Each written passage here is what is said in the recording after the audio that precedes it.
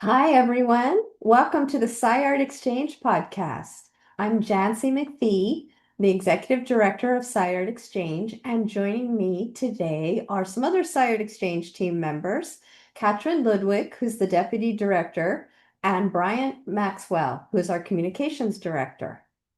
SciArtExchange blends art, science, and imagination to inspire global conversations and solutions to challenging problems in space and on Earth. Today's conversation topic is space food, which is related to our Design Your Habitat program. And I'd like to introduce you to our wonderful speaker today and conversation member. It's Ryn Delpapa, and she's an artist, researcher, and designer of the Space and Food Project. So, Ryn, could you please tell us a little bit more about you and the challenge of space food and also your project? Yes, absolutely. So thank you for having me today, and I'm really excited to collaborate with SciArt, particularly because you're fusing two of my favorite things, science and art. And my background is a mix of different things, including studying international nutrition. So I have a strong practice of looking at food and analyzing it, and then exploring how that relates to human and planetary health. And so today's journey through conversation will kind of reflect ongoing research and curiosities that I'm weaving into practice. So I want everyone to kind of imagine their favorite food right now. So Jancy, what's one of yours? Well, the first thing that came to my mind was chocolate, but it's actually probably broccoli. Whoa, okay, I love the And contrast. And I get in Um, a lot of trouble with my family because I serve way too much broccoli. okay. All right, we're gonna lean into the broccoli because I think chocolate's a little easier here. But when you imagine broccoli, like what about it do you enjoy? Is it the crunch? Is it the flavoring that you profile, or is it just like raw broccoli? Well, since I share your fascination with nutrition, part of it is because it is the perfect food. Hmm. It's ripe with a lot of nutrients and phytochemicals with antioxidant capabilities, and it's also full of fiber. And I do find it delicious, and it does have the crunch, and it's extremely versatile. But as I Yeah, said, it is actually possible to serve it too often. valid. Yeah. Um, but I think the piece that is so powerful when we imagine our favorite foods is there's an actually like salivary response. And so when we think about like space and food, there's this contrast that happens both in our bodies, but also in the food that we know. And food is incredibly diverse in our cultural context, in our family relationships, even the fact that your family now might have a strong aversion to broccoli, and moving forward, they may never want to eat broccoli until much later down the line. And they're like, I haven't had that in 20 years. I'm okay with it now. And food beyond the cultural context is sustaining us. And when I've looked at and kind of had this interesting journey of international nutrition, which not many people really understand what that means, and it's definitely it's assessing everything from environment to the context of the people eating it to their access to it, and this can definitely be applied to space. And so when we think about space, our journey to Mars is, 6 to 8 months in a spaceship that, the food of broccoli may be very challenging to have because fresh food is not accessible. There's a concern on the water. So everything is either freeze dried or removed so that there's no potential floating water particles that might actually blast into different areas. And then there's the concern on when we get to Mars, what are we going to do there? And there's a lot of research on this from inquisitive minds, including books like Dinner on Mars, that have done thought experiments to investigate what it looks like for our journey from one planet to another and living in between. And what's powerful to think about when we come to this idea of Mars is that by studying one planet, we're also improving our practices on Earth. And it's a thing that we'll kind of dive into later, but I wanted to invite this concept of 6 to 8 months. Like, what is one food, that favorite food that I asked earlier, could you eat that for 6 to 8 months if that was something we could even bring with us? And what would you need on this journey to Mars beyond? So, what are the needs?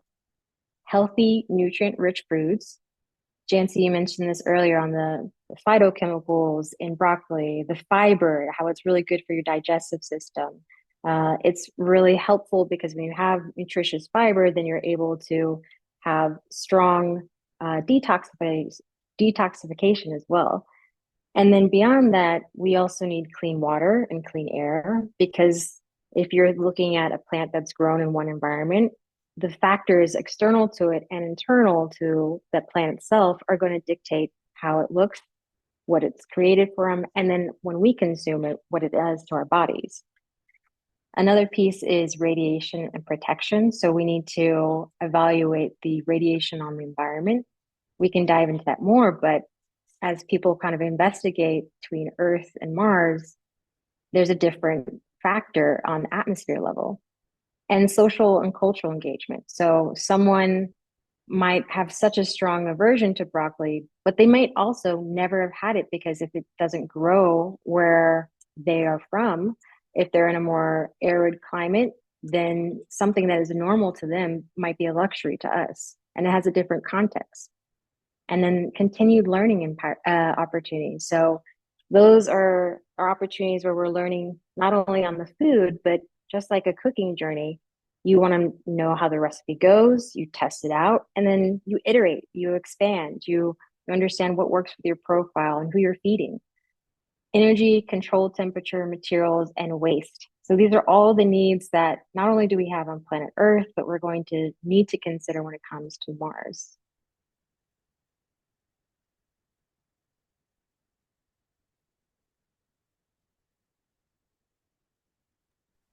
So I appreciate you're starting us off on this topic. It's really, really fascinating to think about rethinking all the requirements of living somewhere else by essentially reproducing all the things that we have at our fingertips here on Earth.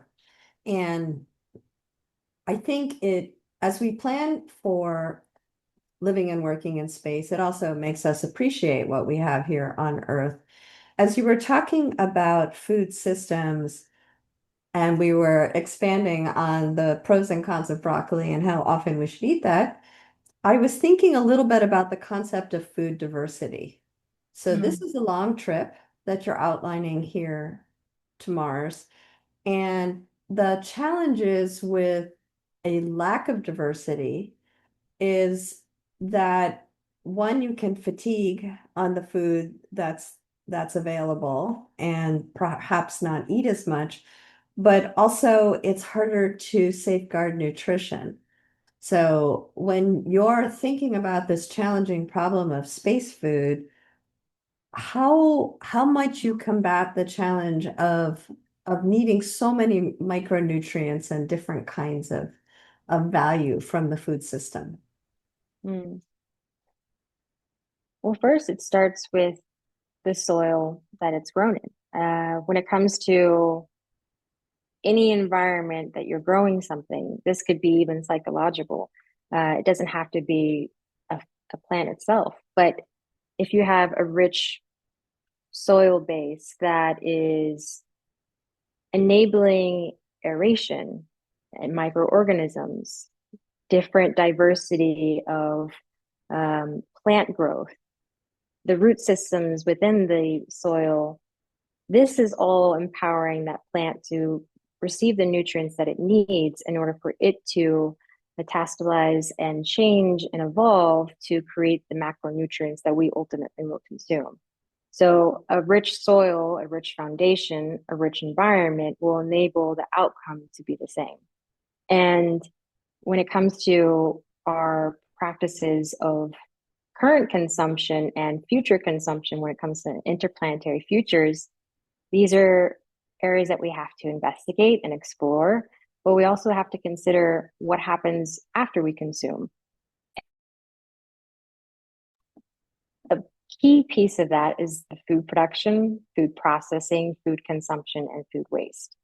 So, to that food production piece, if I am living in an environment, let's say on Mars, and I try to currently plant something in the regolith, the Martian equivalent to soil, then I'm going to quickly die. And that is because the regolith is filled with perchlorates, and these are toxic.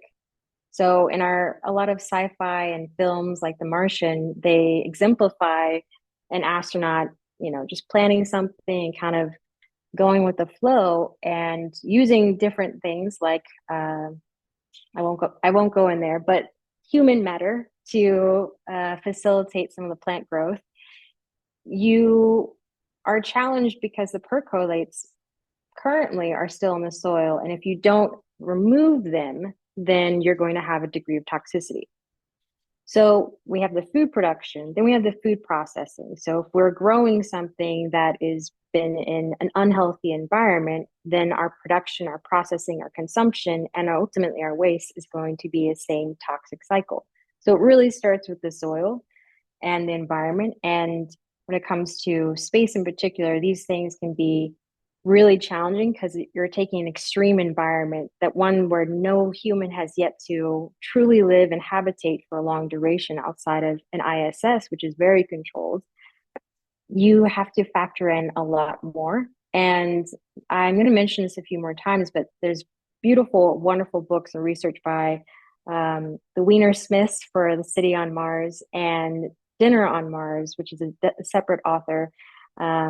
And in both of those books, they talk about how each piece is kind of cruxing between the two, and that there's keystones in one technological advancement that are going to hinge and build onto other pieces.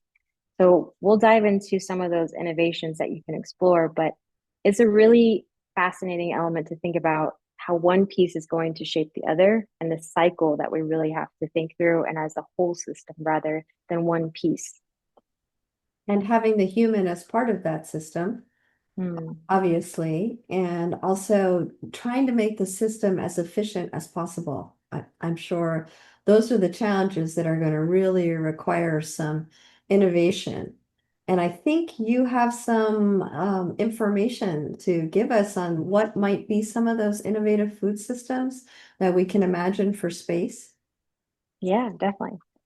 So first, we're going to go back to the regolith, and I want you to imagine if we don't fix the soil, what happens? So, Jancy, what's your estimate if we're growing some potatoes on Mars and we don't fix the soil? I think it won't be good for the plant, and it may also not be good for the human either, because that's a very reactive substance there. Definitely. Yeah, it'll disrupt our hormone systems and our thyroid and ultimately result in either cancer or a quick death. So probably pretty painful. And a piece that we can think of when it comes to innovation is, what do we have on Earth that we can utilize?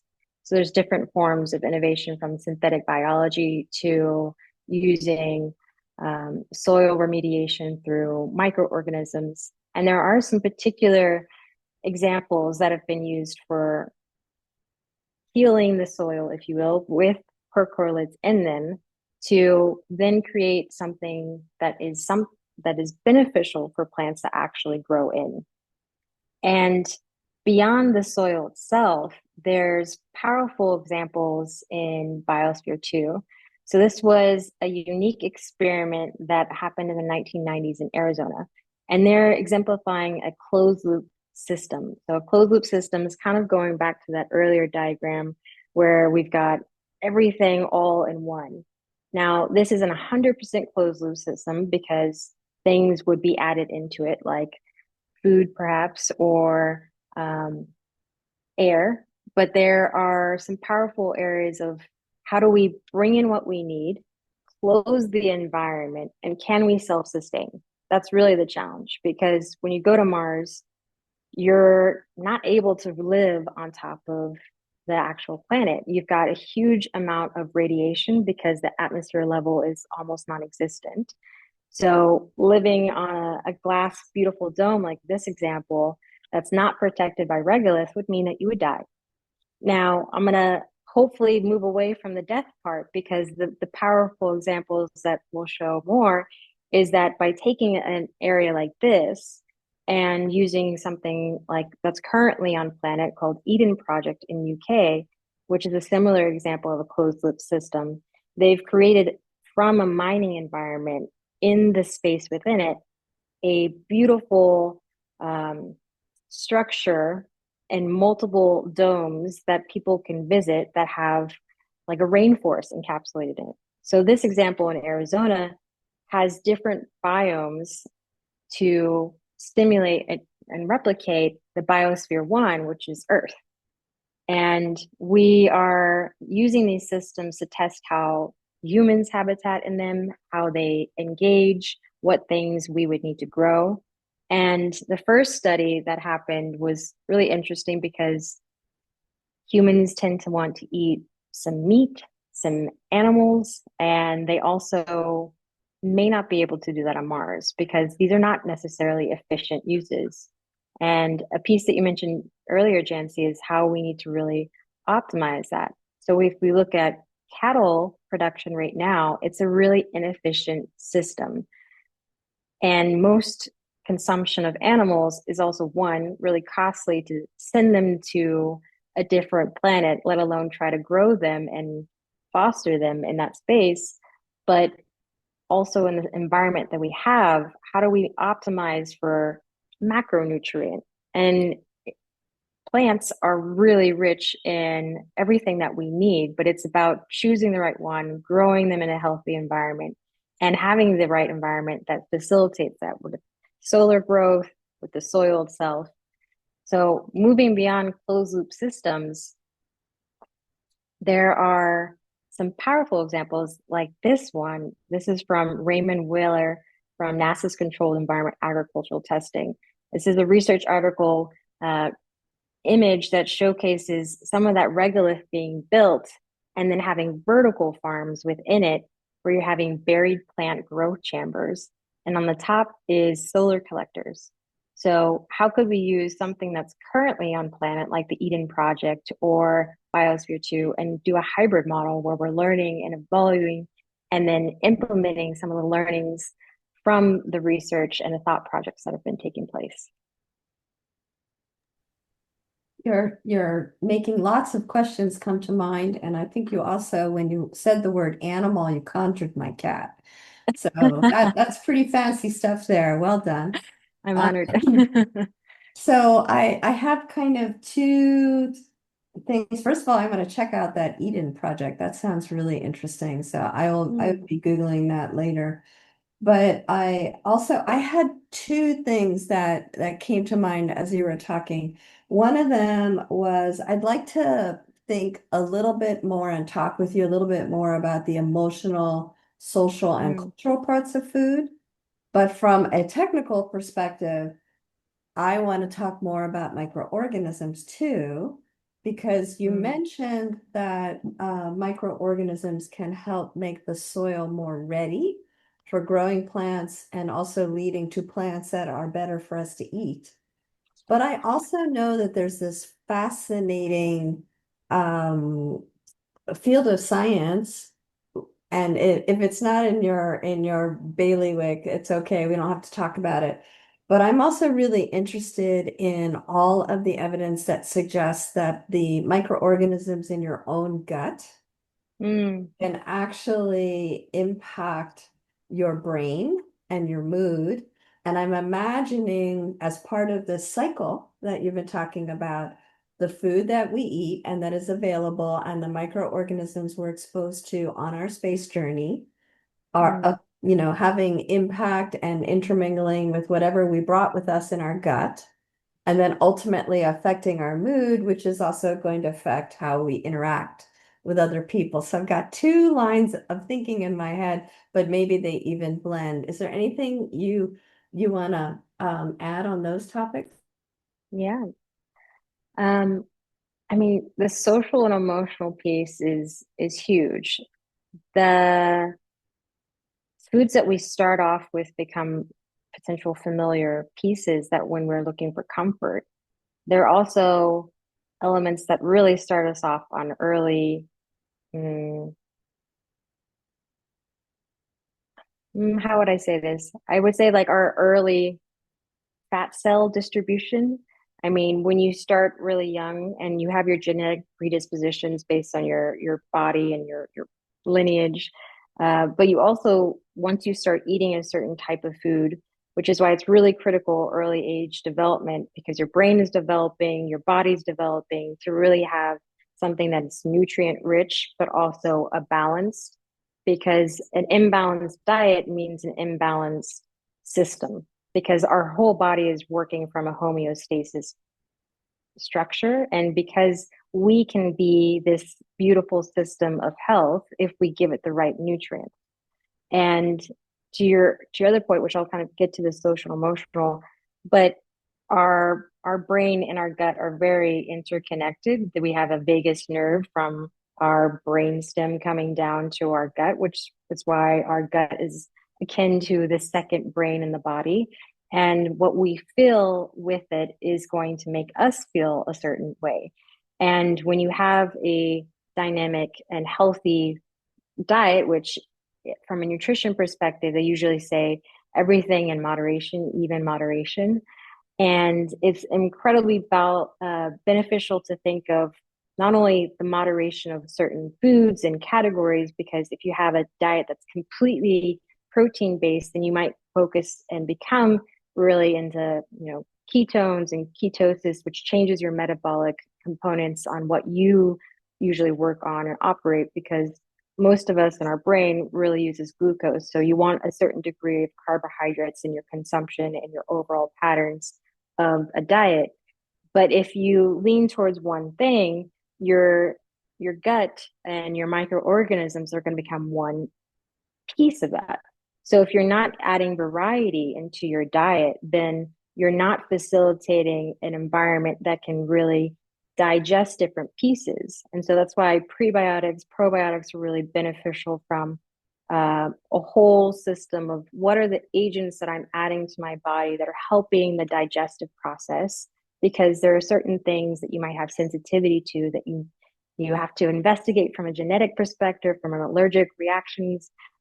There's so much there, but not to get too much into the weave of individual precision health. There's a lot of joy in figuring out what works well with your system and your body. And so it's about testing and iterating, but it's also about learning. And those pieces of individual nutrition health are, I think I'm going to pause. I'm going, I like focus really hard on the nutrition part. um, okay. So the other question was social and emotional relation to food. Yeah. Okay. Um, let's see. Well, let me Yeah. you think a little bit about this. One of the things that fascinates me is on a journey to Mars, if we have a multicultural crew, Mm, they're going to have different social expectations for their food. And in some of these isolated and confined facilities like Biosphere 2, I know they've had to make some accommodations for people with different dietary restrictions because of their cultures and all of that. And so it's so interwoven mm. into imagining how the crew will engage. So I'd love to hear what you're thinking on that, and then I'm going to be quiet and let my colleagues ask you questions. Okay.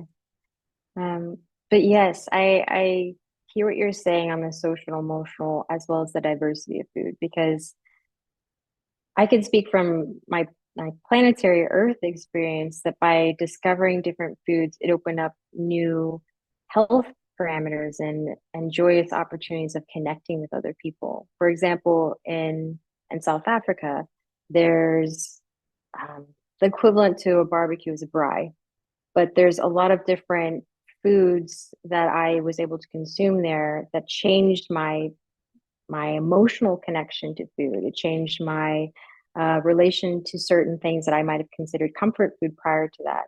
And this was really more in China, where I lived for over a year. And so this is similar to some of the parameters that astronauts experience when it comes to spicy food, because I was living in Chengdu, China, which is known for the Sichuan peppercorn. So everything was very spicy. And my food palate and my desire actually increased my preference for spicy food. And I already had that preference, but it was even more so.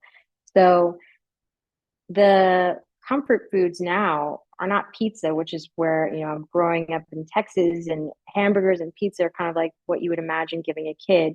But now it's ramen and noodles and these different things that have opened up my horizons and my appreciation for the diversity. So if we're thinking about reflecting a true humanity and future of interplanetary um, species and dynamics and connections and habitats, then we need to reflect that in the people that go to space as well as what we feed them.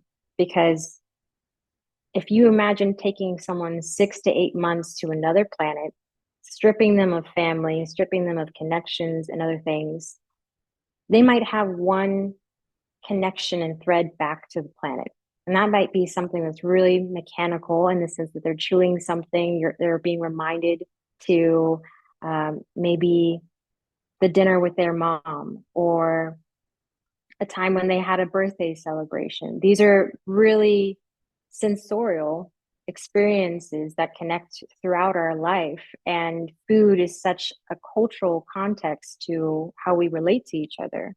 There's a current astronaut, Johnny Kim, who shared his, and I might be mispronouncing this, but it's gochujang. It's a Korean hot paste made with red chili peppers. And he showed this on, I believe, ISS, an example of something that was really significant to him culturally, but also he was able to share this with his fellow astronauts. And it's also really spicy, so people loved it. And these are just pieces of how do we reflect and honor the diversity of other people, but the food that we give them, because when you eat your favorite meal, you immediately are going to smile, you're going to have a better sensation, and you're going to want to share that with other people. And that means that we're sharing across cultures as well as our futures. Um, do you see? I heard you mention Johnny Kim, and I vaguely remember some stuff about him.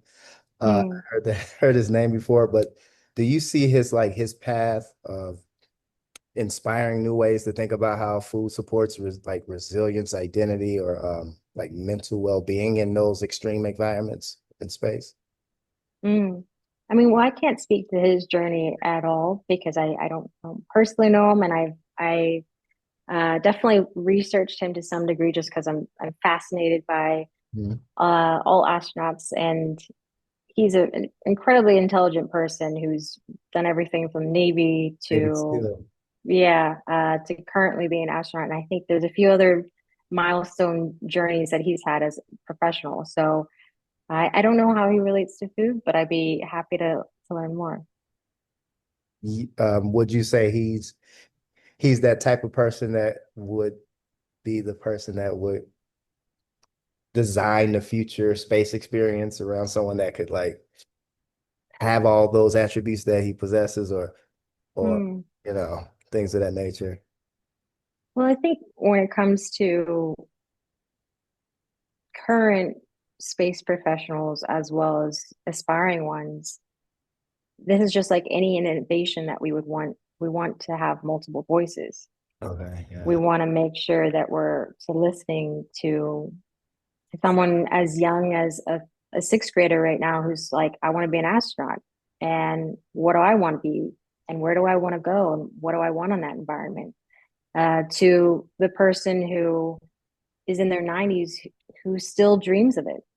I've encountered many people that are across the age range that aspire for this. And I think it reflects humanity's curiosity to explore and to imagine different futures. But with any innovation, with any product, with any solution, it takes many voices, perspectives, so that you're not creating an echo chamber. You're not creating a solution driven by a single narrative, and that you're incorporating diverse voices and perspectives, not just because it's valuable and moral, but it'll actually make a better product and solution because we all think differently. We all have different brains. We all have different experiences. And so our answers are going to be different. That's very much what SciArtExchange is about, of course, is bringing together people with different backgrounds and perspectives and voices to talk about these incredible challenges that we're facing. Mm. Other questions, anyone? So kind of taking what you've been talking about, but swerving a little bit, when I'm thinking about all the social and cultural differences of people, and you started it out with what's your favorite foods, and then I start thinking about artistic experiences as well as how they play in with holidays, because that's also how we think about designing for a social occasion with food. And then the artistry. I mean, so many times I see people who create these amazing birthday cakes because somebody loves The Little Mermaid. So it's all under the sea. Of course, we're not bringing things like that with us to Mars, I don't think. So how would you design for the artistry that we crave visually from our being, and also kind of throw in a little bit talking about the social or cultural aspects of that? Mm.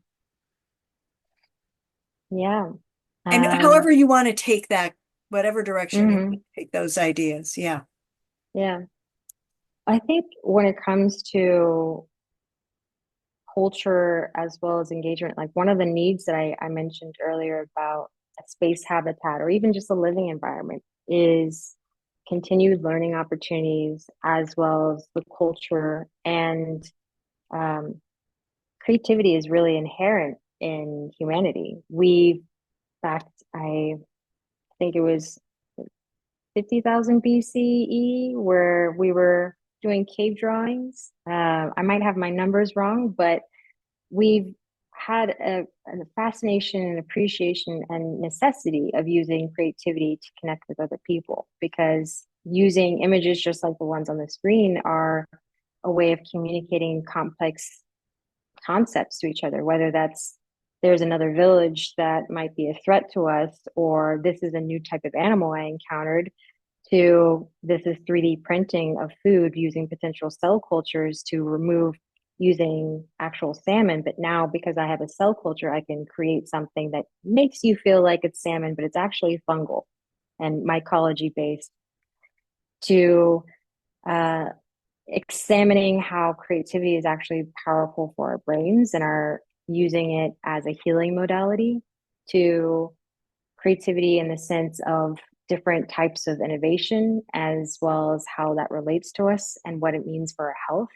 So I'll kind of zoom in on that in the sense of some of the research on human factors and human research specifically for astronauts showed that they had a strong engagement and positive reaction to tending to the plants.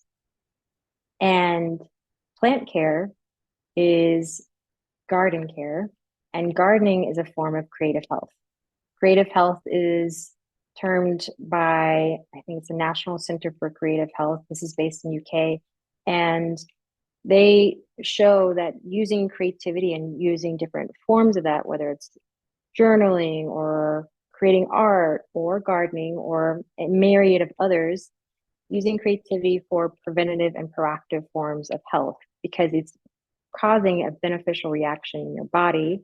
Your neurosynapses is engaging, you're connecting and releasing emotions because you're creatively expressing in some medium and format. You're also having your nervous system regulate. There's a beautiful book called Your Brain on Art, where it shows that by just doodling for 20 minutes, you're actually decreasing your cortisol levels.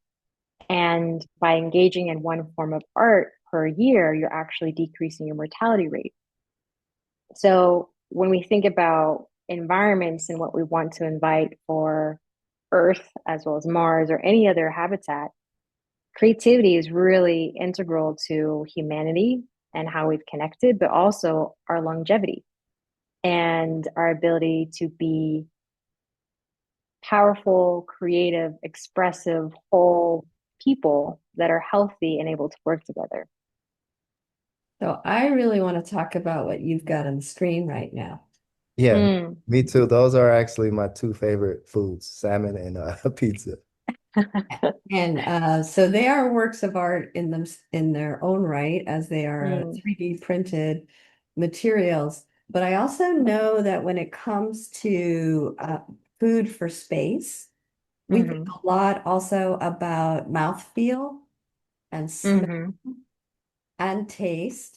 And for Design Your Habitat 1.0, we actually had a very creative chef who was interested in exploring the multisensory aspects of food in preparation for space. And I was wondering, do you have any insight into where are we so far with these two items that look beautiful, but besides the nutritional aspect, how's the rest of it? Are we there, Yeah. or is it time, or do we need a little bit more time? Mm. I would say there's a lot there because, for example, the image on the left, that's from BHEX 3D. It started in 2013. This was actually an SBIR grant for NASA technology, and the innovator went on to explore production in different ways of getting crowdfunding and showing how 3D printing was really viable for different mechanisms. They even have this one has a unique patent in the sense of being able to control the more liquid and viscous based ingredients versus other 3D printers. And then the image to your right is bioprinting by Revo Foods, which uses mycelium. So when I mentioned fungal earlier, talking about mushrooms being used to create a very umami, savory, salmon-like product. And these are currently active on Earth. The left image, the BHEX, they now do 3D printing predominantly for cakes and unique designs that are more challenging to do from a hand icing pattern. Then the image to your right, the Revo Foods, they are currently active throughout a lot of Europe, and you can buy them in different grocery stores. Now, the challenge is when it comes to space and 3D printing, you're having different environments where you might not have gravity. And so there's a lot more benefit right now. There's one testing for 3D printing of just materials, not necessarily food, that is being examined to see how this works out. And so they've been using some zero gravity environments on Earth to kind of test out what 3D printing is for materials to do for spaceship-like equipment. So I think we're in the refinement and learning. I don't know if we're quite there yet, but maybe I'm wrong. I think it's fascinating at the moment, even just as works of art, they're pretty incredible. Mm, definitely. So you have touched on this quite a bit. We have been talking mostly about space right now, but we also know, and this is one of the foundational aspects of Design Your Habitat, that as we learn to live and work longer and further in space, we are potentially identifying ideas, concepts, processes that can help us back on Earth. And I know that in some past podcasts, we talked a little bit about, even just growing plants in a very space efficient manner can help many cultures down on Earth that have space limitations, maybe because they only have a very small strip of arable land, or they're in large cities where they need to think vertically rather than sprawling horizontally. So we usually think of bringing what we know from Earth to space, but I thought maybe you could comment a little bit about the opposite, bringing down what we have, what we learn in space down to Earth. I think that's a great question, and thought exercise too, to think about how the studies and the research from Mars are getting to expand our potential on Earth. And a piece of that is, imagining what we would grow if we were living on Mars. And that cycle of food production, food consumption, food development, and then food waste, those pieces are applicable for where we are today. And we don't operate in a closed loop system, and our systems don't often truly consider our food waste. And so if we were to do an exercise of thinking like a Martian, how could we have minimal waste in our food? So some examples of effective processes are bioregional, where you think in a region dynamic so that your transportation costs are decreased, your areas and impact on carbon footprint are reduced because you're eating locally, but also from the Dinner on Mars, as well as there's another book, I'm forgetting it right now, but they created a bioregional system by taking the food waste of one production, which was a brewery, to another consumption of using flies to consume the spent grains, and the spent grains, and then the flies from that area went and were food production, or rather food ingredient for fish. And then the fish meal and the fish matter that was created when they were in the water was then used as fertilizer for the potatoes as a cover, instead of synthetic fertilizers with high nitrogen that are usually causing a lot of offshoots in our water and causing unhealthy water environments. So by thinking bioregionally and by addressing the waste in one system, and then how can we repurpose and integrate that into others, we're creating a healthier environment. So the same thing when it comes to thinking like a Martian. You're using a lot of principles that are currently in practice on Earth. You're thinking permaculture based, where there's ethics of people, planet, and understanding that there's a need for repurposing and reducing waste and capturing energy. These ethics and these principles can guide us on many different planets and many different systems. And so there's a lot that is powerful to think of. How can I think like a Martian in the sense of decrease my waste? Can I effectively use everything I'm creating? If I can't, can I find a system or an alternative that needs what I'm creating or don't need to then use that? Could I reduce the amount of area that I'm using to effectively still meet my needs and others? And a great example of this that is applicable for both planets is vertical farms. And there's some powerful research going on micro nano reactors that are being used for vertical farms in extreme environments that don't have energy access.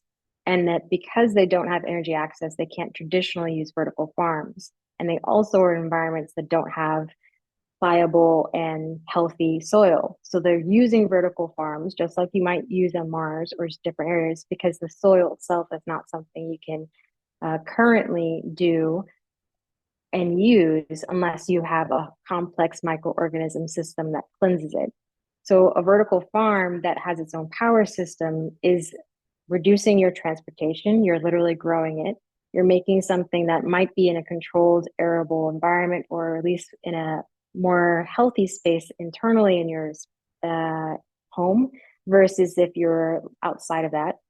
And then you're able to grow things that you know are working well for your environment, for your culture, or your context. There's a lot of specificity and capacity to dictate and shape the health that you have because you have quick access to it. So there's a lot of powerful examples that we can use across planets. That's a very intentional way of doing things on the planet as well as in space. And I think that could be very helpful in dealing with some of the challenges that we have here, right here on Earth. And I couldn't help but think when you were talking about that, the kind of the interconnected ecosystems that you talked about, first there's the brewery and then there's the flies that digest the brewery. They have to be connected, but especially in space, I can imagine they have to be controlled because, and the only reason my mind went there is I was remembering freshman biology where we had to cross fruit flies. And you'd go in there and you had to manage the fruit flies, and then we would later look at the chromosomes and the resulting product of our cross. But there were fruit flies like all over that entire laboratory because they Wow. always got out. And so that was not a very controlled environment. And so if we're going to have these really interesting links to get more and more efficient, we have to think about how to link them, but probably also how to keep them effective and contained and working systems. So it's really a fascinating imagery to think about that. Yeah, definitely.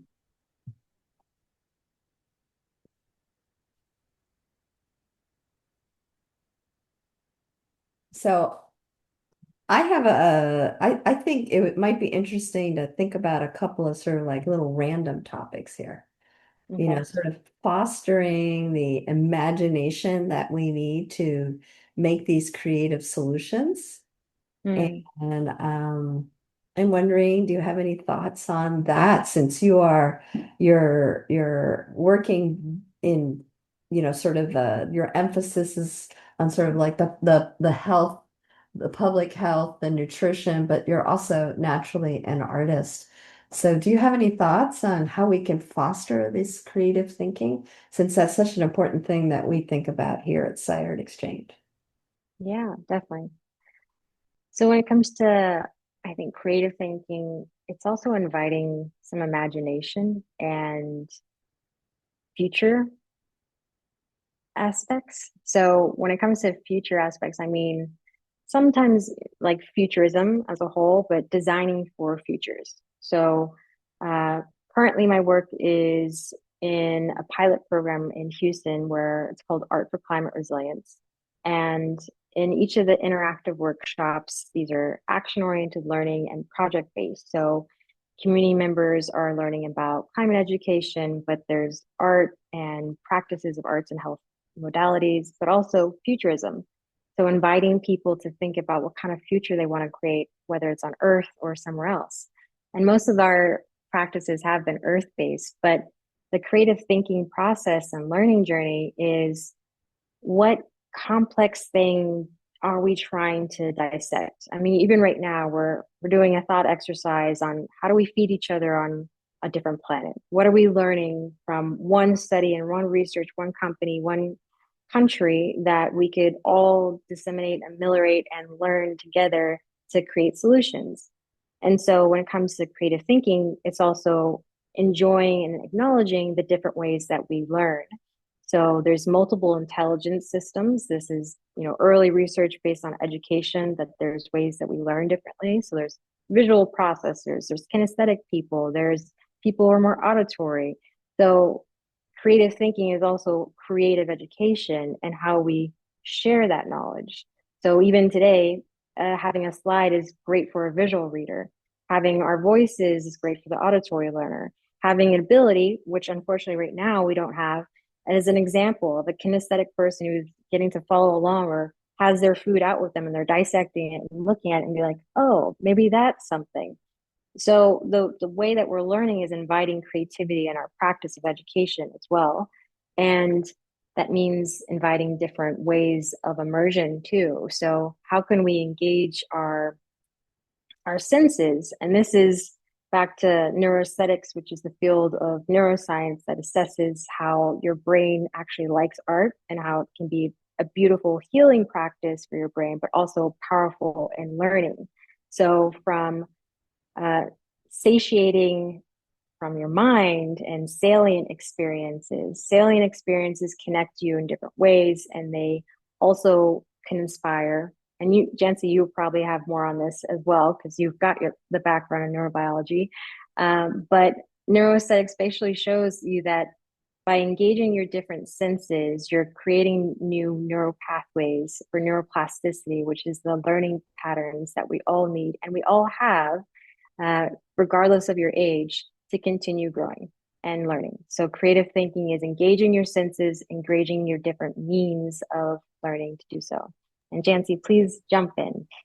Well, it also, Save me. I'm totally grooving on what you're talking about because, of course, we do all have different learning styles, and all of the things that you mentioned enhance memory capacity for everyone, actually.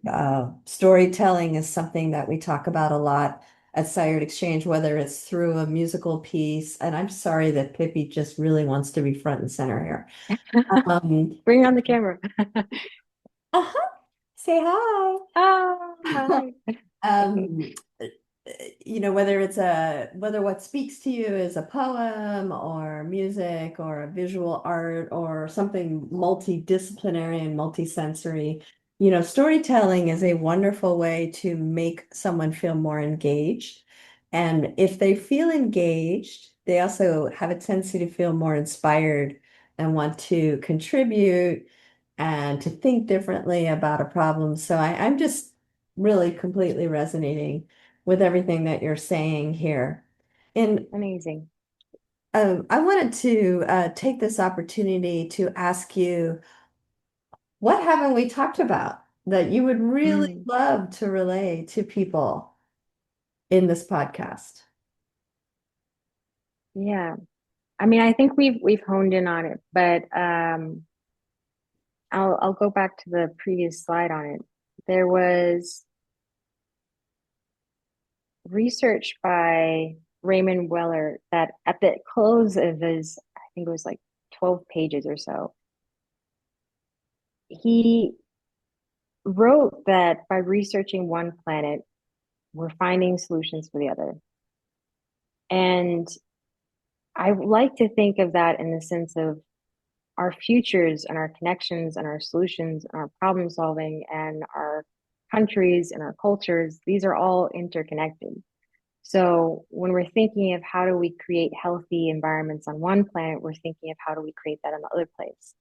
So it starts with that soil and starts with the soil, not only in what we're consuming, but also in the soil of our mind and how we are creating expansive thought patterns. So right now we're exploring science and art. These are very different disciplines, but they all rely on creative thinking and the ability of problem solving, innovating, and connecting one thing to the other to enrich whatever we're creating.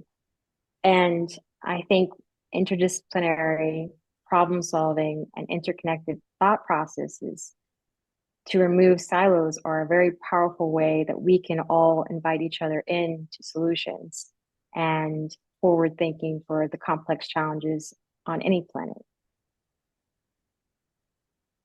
Agree. Brian or Katrin, did you have anything else you wanted to ask Ryn? Well, then I would just really like to thank you very much for sharing your vision, your multidisciplinary work, explaining a lot about the interconnectedness of what we need to think about to explore space, but also how we can imagine the future of food and life on Earth and fostering our own imagination. And we will be sure to include in the final version of this podcast some information so that people can learn more about you and your work. And did you have a closing comment you want to make before I go to mine? Yeah. Thank you for having me. And I just want to invite everyone to kind of think about what they're growing and what you want to grow. And grow in so many different ways. Mm-hmm. How can people Definitely. connect with you, like social media or anything Yeah. to share? So social medias are my name. It's Ryn, RynDelpapa. And Art Comments is in the works, so you'll be seeing that soon. But I create art and speaking and consulting and climate education solutions. Awesome. And we want to invite everybody who's listening to this podcast, not only to learn more about Ryn and SciArtExchange and our program related to this discussion, Design Your Habitat, but also just to encourage everyone to join the movement in thinking about shaping the future of food in space and our lives here on Earth, and to please participate in our programs, donate, or volunteer with SciArtExchange. So thank you very much for your attention today. And Ryn, thank you again for taking the time to talk with us. Thank you. It's been a pleasure. So I think we should go through some of these random questions that Bryant has here, just in case we want to insert them as shorts, like Yeah. you know, us asking you if you could bring one dish to Mars, what would it be? So if you have 5 more minutes, Bryant, are you interested in collecting that, or do you have something else that you feel like you really wanted to No, capture? I thought they were cool questions. It was going a different direction. I didn't want to come in like, hey, what do you think about, making kale in space or something like that? But I yeah, think we could just do them as like little yeah. lightning rounds. So why don't you guys ask those questions? Because I felt like you were making me talk too much. I have the like if nobody talks in 3 seconds, I've got to talk. And these guys have a lot more patience than I do. So you guys, please ask some random questions. They can be like little lightning shorts. Yeah, as far as the taste of some of the food, what have Mm. you heard from anyone, like any astronaut who's come back and gave examples or feedback?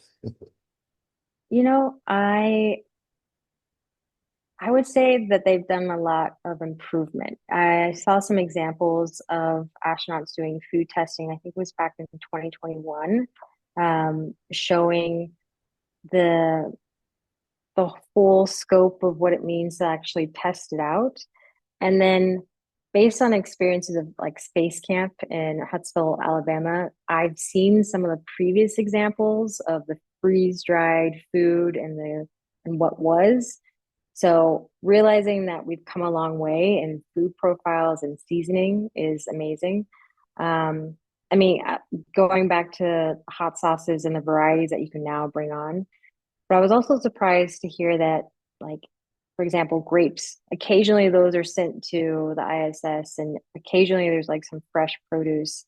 It's rare, but it's an example that, like, even our technology and ability to transport has improved, even if like the freeze dried packets are still something we explore. But there's a lot, I would say, well, I haven't tried it. I can say that I've observed and researched to some degree, and seems like we're getting better. That's good to hear. Thank you. Mm-hmm. Are you not gonna? Okay, I've got to ask it. You If know, you send, if Jancy, I was about to ask the do question. do it, Katrin. 3 seconds, 3 seconds. You guys gotta be quicker. Count to seven.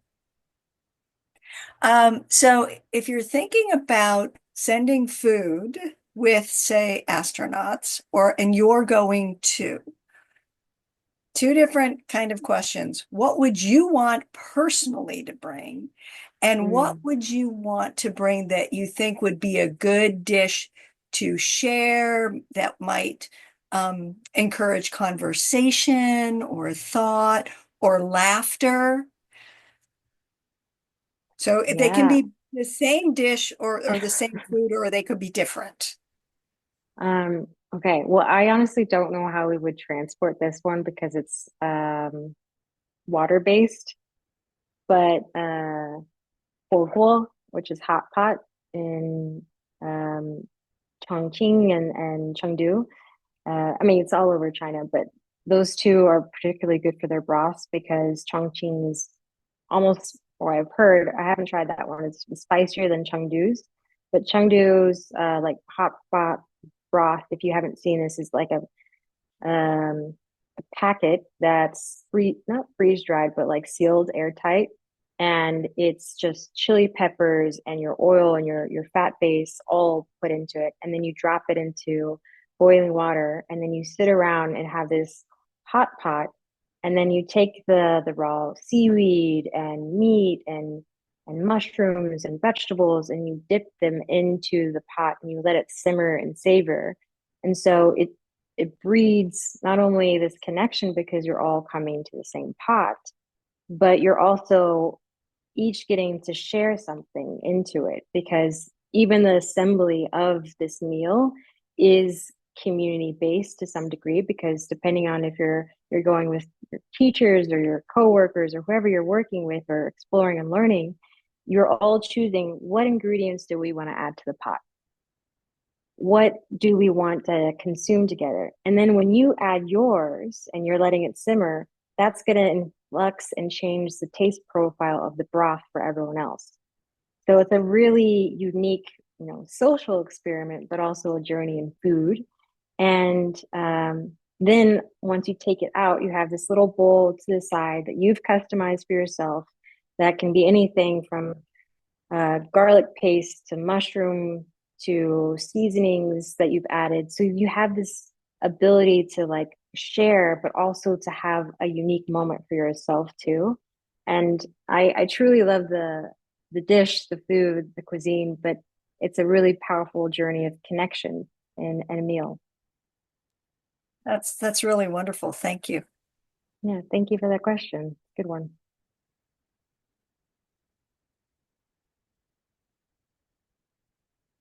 All right, Bryant. Yeah. So when you're looking at turning like waste into resources, can you kind of speak to kind of how that could be poetic and in a sense? Thanks. Yeah. So I don't have the exact numbers, but we throw away a lot. And this isn't just one country, but a lot of us. And if we don't have that mindful practice of looking at the waste that we consume, then we don't look at it. And it goes somewhere. And currently, a lot of our clothing waste goes to different countries. Our electrical waste does the same, and our food waste goes not sure where. And that's the challenge. Even myself, like I have this background in nutrition and research and global health systems, and there's so much that isn't really transparent. But when you take accountability for the waste that you create, you have an opportunity to use it, to learn from it, and to do better. Because you may not want to have as much waste if you were having to be accountable for it. And composting is a really powerful example of this, where you learn what can you compost first, which is vegetable matter. It's not any dairy or animal products, but you compost all the pieces that are not going to be potentially hazardous if you put them in soil because of the bacteria that might foster, but they in themselves will start decomposing. And they create this beautiful, rich nutrient matter that you can then add to soil and then you can add to your plants. And you're creating in your own home and your own residence this small kind of loop where you're taking the waste from one piece and you're adding it to another environment to enrich the soil for your future growth, whether that's you're growing beautiful flowers or you've chosen to have a home garden where you're growing a small subset of vegetables and produce. The accountability of taking our own waste and kind of considering how could we use this in a more efficient or effective manner means that we're learning. And I think compost is powerful, but also you can do it on so many different scales. You can support local businesses, you can support your home, you can compost teas. You can do so much just from your own home.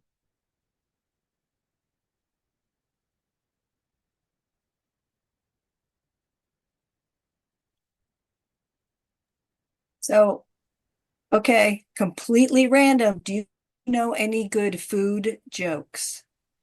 Oh. Um, Or space science jokes? It can be a bad mm, dad joke. I could try to make up one, but I don't know off the top of my head. Uh, uh, yeah, I would. I'll have to pass on that. There's a bad food joke that my French teacher told. Tell Why me. do the French only have eat one egg? Um, Because it's enough. oh, yeah, great. I love Right. that. Bad dad joke, food joke.